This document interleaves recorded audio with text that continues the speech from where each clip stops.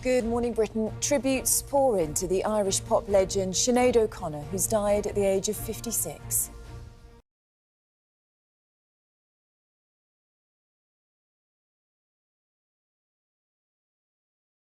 Singer shot to stardom in the 90s with this epic ballad. Her death comes just 18 months after the devastating loss of her son, Shane, who was 17.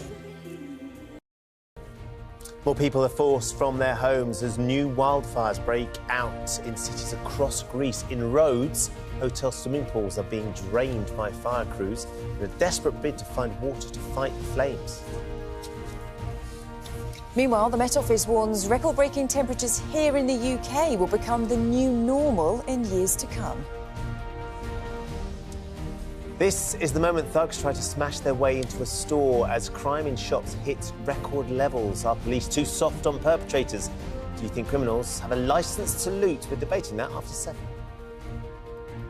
And move over, Martin Lewis. Denise Van Outen shares her supermarket secrets for own brand products that will save you a small fortune at the checkout.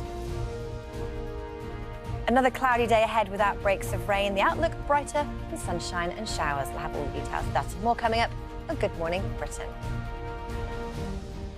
Thursday, 27th of July, 2023. Live from Television Centre in London, this is Good Morning Britain with Ben Shephard and Charlotte Hawkins.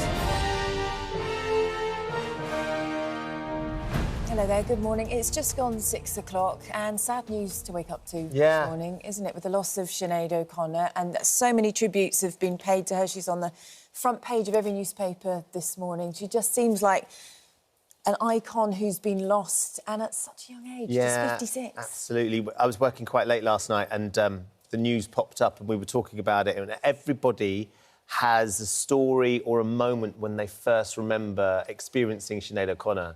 And for us, we were at school in the sort of 90s when she released Nothing Compares to You.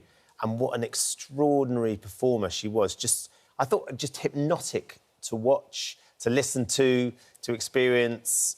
I know she's been in here a few times. Lots of you getting in touch. Charlotte said, beautiful, talented, complicated.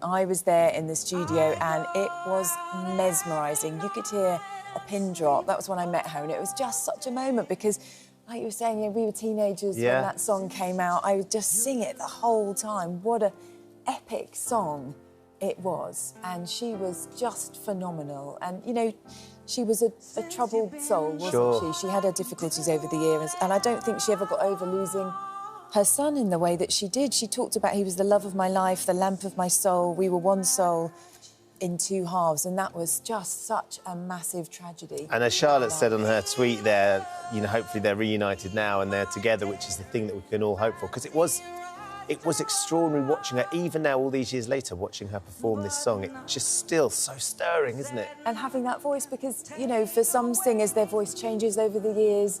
But listening to her there, it's the same as it was when she sang it all those years ago. Yeah. It was just incredible. I feel, you know, lucky to have met her and to have heard her perform like that. We're going to be talking to a journalist who was working on a documentary with her, has interviewed her a number of times over the years as well, about his experience of working alongside her, trying to get to know her, because she was complicated, you know, she was passionate, she was a believer in the things that she believed in.